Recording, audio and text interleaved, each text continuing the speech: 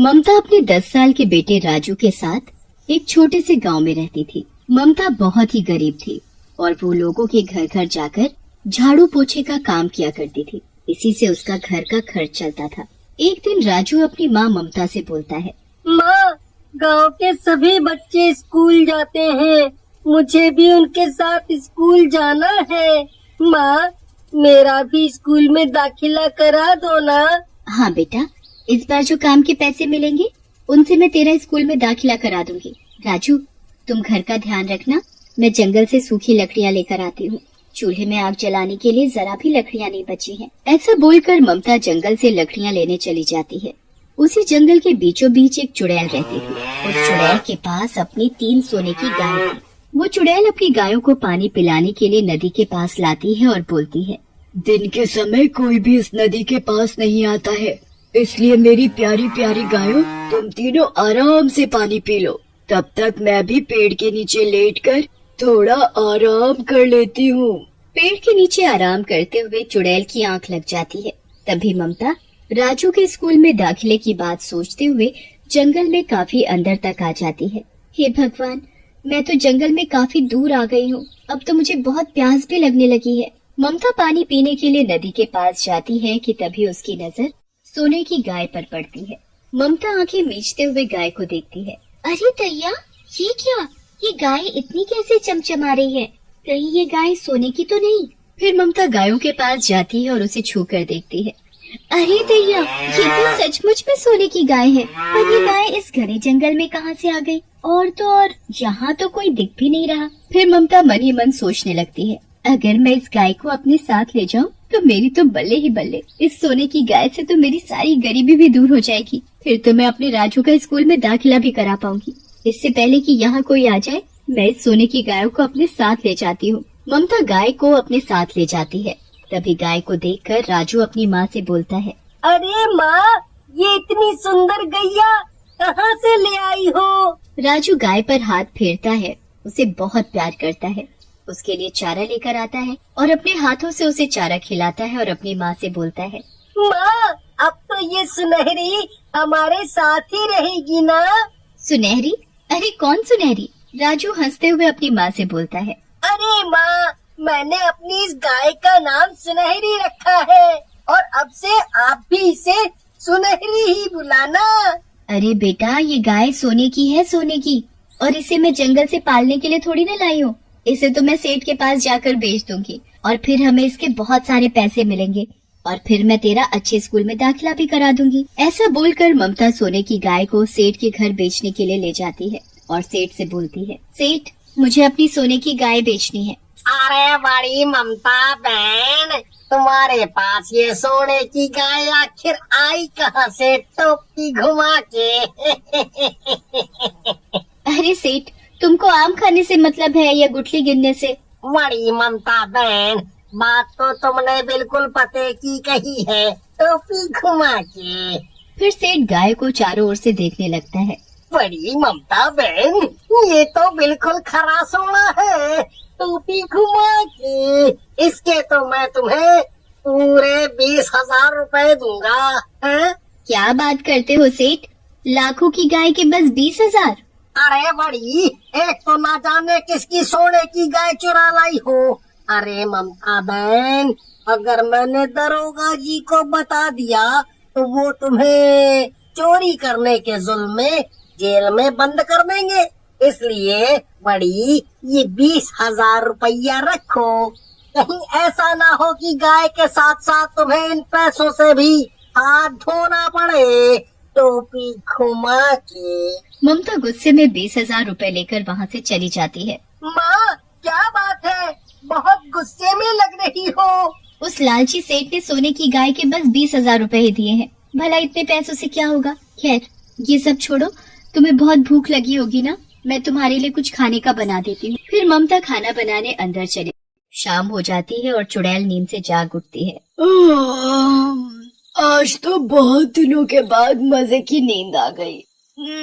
कब दिन से शाम हो गई पता ही नहीं चला। अरे, मेरी प्यारी गाय कहीं दिखाई नहीं दे रही। कुछ ही दूरी पर चुड़ैल को अपनी 2 गाय दिखाई देती है। अरे, यहाँ तो बस 2 ही गाय है, मेरी तीसरी गाय कहाँ गई? फिर चुड़ैल हवा में उड़ते हुए अपनी सोने की गाय को ढूंढने लगती है। पूरा जंगल घूम लिया पर मेरी गाय कहीं नहीं दिखी। कहीं ऐसा तो नहीं कि कोई इंसान आकर मेरी सोने की गाय चुरा ले गया हो? अगर ऐसा हुआ तो मैं उस इंसान को छोड़ूंगी नहीं। फिर चुड़ैल गुस्से से गांव की ओर जाती है और गांव जाकर एक सुंदर लड़की का रूप ले लेती है कि तभी उसे एक आदमी आता दिखाई देता है। अरे भैया, क्या आपने यहाँ कहीं सोने की गाय देखी है क्या? अरे बहन, क्या बात करती हो? भला सोने की भी कोई गाय होती है क्या? फिर चुड़ैल कुछ आगे जाती है, वहाँ उसे राजू दिखाई देता है। अरे बेटा, तुमने यहाँ आसपास कोई सोने की गाय देखी है? राजू बहुत ही उदास होकर बोलता है। उसे तो मेरी माँ सेठ को बेच आई। राजू की बात सुनकर ममता वहाँ जाती है। अरे तो तू है जिसने मेरी सोने की गाय चुराई है? फिर वो लड़की अपने डरावने चुड़ैल के रूप में आ जाती है और गुस्से से बोलती है। तेरी इतनी हिम्मत कि तू मेरी गाय चुराए? देख अब मैं तेरा क्या करती हूँ। हे भगवान, ये लड़की तो चुड़ैल निकली, अब तो ये मुझे नहीं छोड़ेगी। ममता डरते हुए चुड़ैल से बोलती है। मुझे माफ कर दो चुड़ैल जी, मुझसे बहुत बड़ी गलती हो गई। सोने की गाय देखकर मुझे लालच आ गया था। मेरे बेटे ने तो मुझे बहुत कहा था कि इस गाय को हम अपने पास ही रखते हैं, पर मैं ही जाकर उस कमीने सेठ को वो गाय बेच आई और उस सेठ ने भी मेरे साथ धोखा किया। फिर ममता चुड़ैल को 20,000 रुपए दिखाते हुए उसे सारी बात बताती है। चुड़ैल फिर से लड़की का रूप ले लेती है और फिर ममता और राजू के साथ सेठ के घर जाती है। सेठ, ये लो अपने 20,000 रुपए और मुझे मेरी गाय वापस करो। सेठ हंसते हुए बोलता है। बड़ी गाय तो वापस नहीं मिलेगी, टोपी घुमा के। ओए सेठ, वो गाय मेरी है, इसलिए चुपचाप मेरी गाय मुझे वापस कर दे, नहीं तो क्या कर लोगी हैं? टोपी घुमा के? चुड़ैल को गुस्सा आ जाता है और फिर वो लड़की अपने डरावने चुड़ैल के रूप में आ जाती है। अरे मर गया रे, ये चुड़ैल कहाँ से आ गई? टोपी घुमा के। चुड़ैल जोर जोर से हंसते हुए बोलती है। क्या हुआ? क्यों सेठ, क्या हुआ? मुझे देखते ही हो गई ना हवा खराब, और अब मैं तुझे नहीं छोड़ूंगी। तूने मेरी गाय रख ली और इन बेचारी गरीब का फायदा उठाया और इन्हें 20,000 रुपए पकड़ाकर यहाँ से भगा दिया। अरे चुड़ैल बहन, मुझे जाने दो, बड़ी मेरे छोटे छोटे बच्चे हैं। अरे आगे से कभी किसी के साथ ऐसा नहीं करूँगा, और मुझे जाने दो चुड़ैल जी, मैं आपके आगे हाथ जोड़ता हूँ। और ये लो अपनी सोने की गाय, टोपी घुमा के। अरे अरे ममता बहन, चुड़ैल जी, ये गाय भी ले जाओ और ये 20,000 रुपए भी आप ही रख लो, और मुझे जाने दो, है? जाने दो मुझे। ठीक है, इस बार तो मैं तुझे छोड़ देती हूँ, पर फिर कभी किसी के साथ धोखा किया तो मैं तुझे छोड़ूंगी नहीं। वो क्या कहते हो तुम? हाँ, टोपी घुमाकर। गाय को देखते ही राजू बहुत खुश हो जाता है और गाय के पास जाकर उसे प्यार करने लगता है। अरे वाह, लगता है मेरी गाय राजू को बहुत पसंद करने लगी है। चुड़ैल जी, मुझे भी माफ करना, मैंने आपकी गाय चुराई। मैं हाथ जोड़कर आपसे माफी मांगती हूँ। माँ, क्या ये चुड़ैल मेरी सुनहरी को अपने साथ ले जाएगी? हाँ बेटा, ये गाय इन्हीं की है और अब ये इसे अपने साथ ले जाएंगे। चुड़ैल को राजू के ऊपर बहुत तरस आता है और वो राजू से बोलती है। तुम मेरी गाय से बहुत प्यार करते हो, पर मैं तुम्हें अपनी ये सोने की गाय नहीं दे सकती, क्योंकि जैसे तुम्हारी माँ ने मेरी सोने की गाय चुराई थी, वैसे ही कोई तुमसे भी तुम्हारी सोने की गाय चुरा सकता है। इसलिए मैं तुम्हें तुम्हारी सुनहरी नहीं दे सकती, पर तुम उदास मत हो राजू। ऐसा बोलते ही चुड़ैल अपनी शक्ति से एक आम गाय वहाँ खड़ी कर देती है। राजू, सुनहरी ना सही, पर ये गाय मैं तुम्हें दे सकती हूँ, पर तुम्हें मुझसे वादा करना होगा कि सुनहरी की तरह ही तुम इस गाय का भी ध्यान रखोगे। राजू गाय को देखकर बहुत ही खुश हो जाता है और फिर चुड़ैल अपनी सोने की गाय को लेकर जंगल में वापस चली जाती है। राजू और ममता गाय को बहुत प्यार से रखते हैं। तीनों ही साथ मिलकर खुशी खुशी रहने लगे। सुरेश, नेहा और मोनिका बचपन के दोस्त थे। वे तीनों साथ बड़े हुए, साथ पढ़ाई की और अब साथ ही कॉलेज भी जाने लगे थे। सुरेश नेहा को पसंद करता था। एक दिन वो नेहा से अपने प्यार का इजहार करता है और नेहा उसे स्वीकार कर लेती है। दोनों के परिवार वाले भी इस रिश्ते के लिए राजी हो जाते हैं।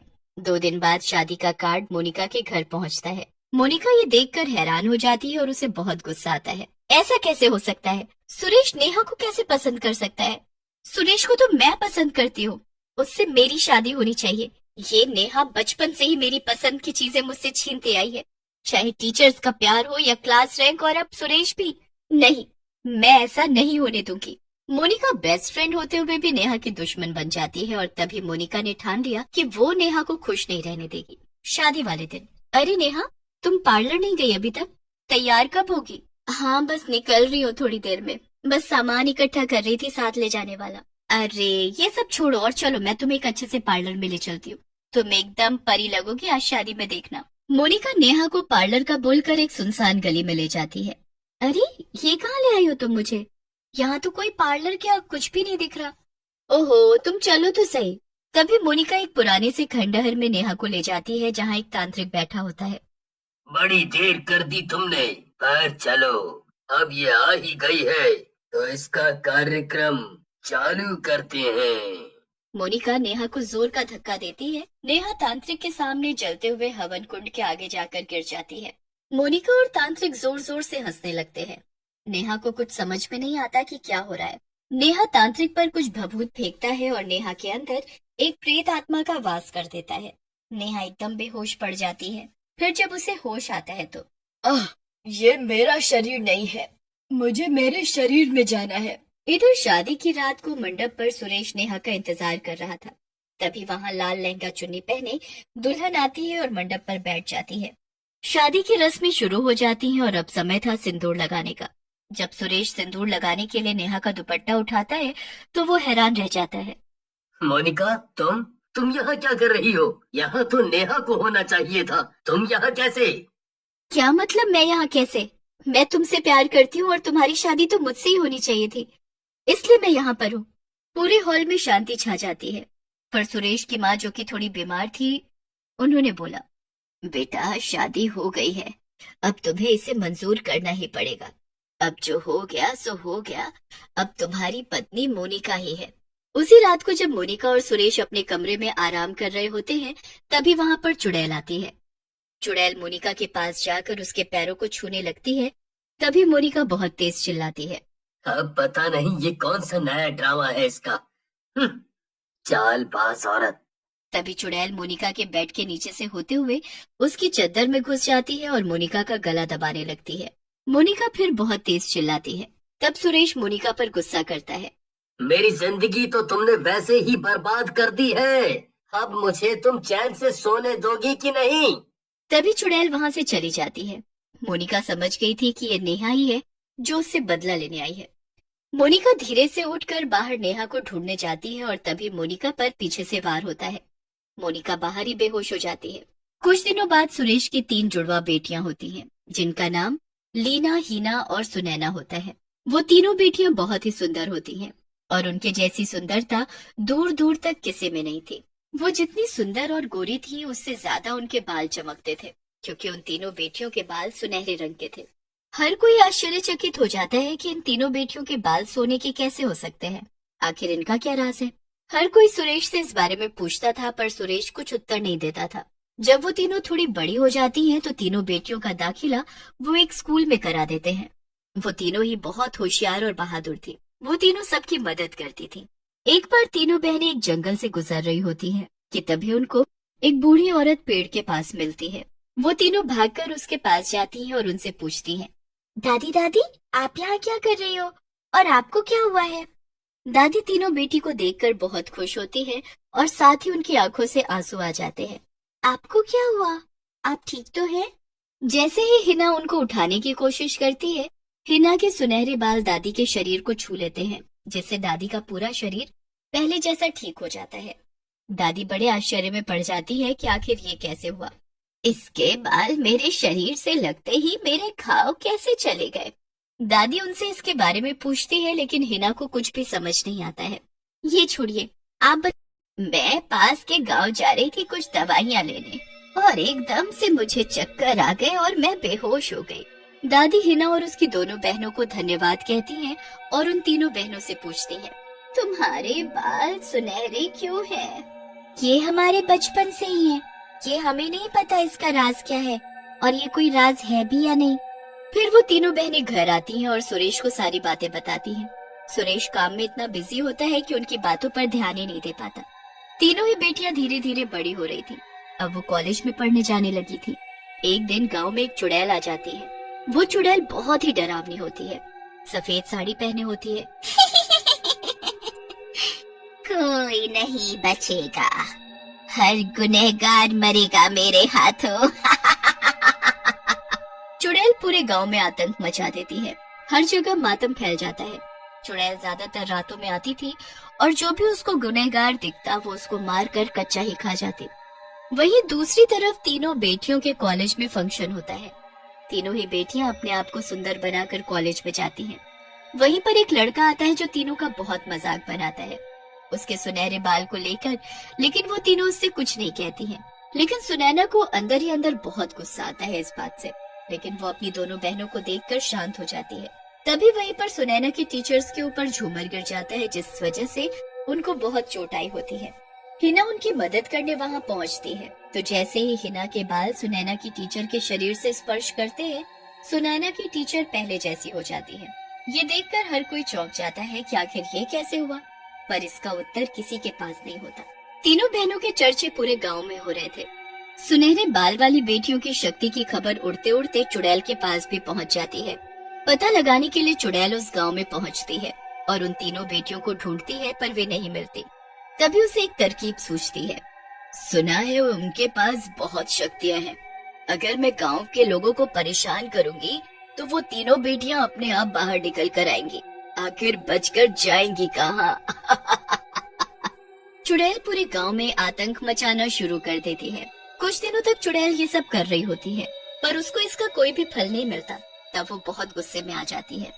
तभी सामने से आ रही एक औरत वो उस औरत को मार देती है और उस खा लेती है। जैसे जैसे वो लोगों को मारकर आगे बढ़ रही होती है, पीछे से तीनों बेटियां आ रही होती हैं। जब वो देखती हैं लोगों को मरा हुआ, तो वे फटाफट अपनी शक्तियों का इस्तेमाल करके उनकी मदद करने लगती हैं। वो सबके शरीर में अपने बालों को छुआ देती हैं, जिसकी वजह से ये लोग पहले जैसे हो जाते हैं। जब चुड़ैल वापस उसी रास्ते पर आती है तो वो देखती है कि जिन जिन लोगों को उसने मारा था वो सब दोबारा जिंदा हो गए हैं। वो समझ जाती है कि वो 3 लड़कियां यहीं कहीं हैं। थोड़ी देर ढूंढने पर उसे वो 3 लड़कियां दिख जाती हैं। उन तीनों लड़कियों को देखकर चुड़ैल की आंखों में एक चमक आती है, जैसे मानो उसे खजाना मिल गया हो। चुड़ैल छुपकर उन तीनों का पीछा करती है। कुछ दिनों बाद सुरेश अपने परिवार को लेकर घूमने जा रहा होता है। एक सुनसान सड़क पर चुड़ैल सुरेश की कार का टायर पंचर कर देती है और कार को वहीं रोक देती है। वो चुड़ैल एकदम से कार के शीशे पर आकर बैठ जाती है। ये देखकर मोनिका बहुत तेज चिल्लाती है और सुरेश भी एकदम घबरा जाता है। चुड़ैल सामने शीशे से बस अपना सर दिखाती है और फिर उल्टे कदम सरकाते हुए इंजन पर आकर खड़ी हो जाती है। वो डरावनी आवाज निकालते हुए हंसने लगती है। मुझे मेरी बेटी वापस दे दो, मैं यहाँ उन्हें लेने आई हूँ। सुरेश कुछ समझ नहीं पाता, पर मोनिका कुछ भांप जाती है। ये क्या बकवास कर रही है तू? तेरी बेटी कैसे? ये हमारी बेटियां हैं। ये तुम्हारी नहीं, ये मेरी बेटी है। मैंने इन्हें पैदा किया है। मोनिका को थोड़ा अंदेशा हो गया था कि वो चुड़ैल और कोई नहीं नेहा है, जिसे उसने तांत्रिक की मदद से चुड़ैल बनाया था। जब तुमने धोखे से सुरेश से शादी कर ली थी, उस वक्त वो चुड़ैल मैं ही थी जो तुम्हारे कमरे में आई थी, और जब तुम मुझे ढूंढने बाहर गई थी तभी तुम्हारे बदले सुरेश के साथ मैं थी और तुम बाहर बेहोश पड़ी थी। इस हिसाब से ये तीनों मेरी बेटियां हैं। ये सुनकर मोनिका हैरान हो जाती है। जैसे मेरी जगह पर तुम मंडप पर बैठी थी, वैसे ही तुम्हारी जगह पर मैं सुरेश के साथ थी। सुरेश को कुछ भी समझ में नहीं आ रहा था। वो तीनों सुनहरे बालों वाली बेटियां भी कार के बाहर आकर खड़ी हो जाती हैं। चुड़ैल नेहा सुरेश के पास जाती है और रो रो कर उसको सारी बातें बताती है। सुरेश को इन सब बातों पर विश्वास नहीं हो पा रहा होता है। सुरेश विश्वास कर लेता है चुड़ैल की बातों पर और मोनिका को जोर से थप्पड़ लगाता है। अब इन सब का कोई फायदा नहीं है, जो होना था हो गया। अब कुछ भी पहले जैसा नहीं हो सकता। बस मुझे मेरी बेटियां लौटा दो। फिर अगले ही सुबह सुरेश नेहा, चुड़ैल और अपने तीनों सुनहरे बालों वाली बेटियों के साथ दूर कहीं अनजान शहर में चला जाता है और अपना जीवन व्यतीत कर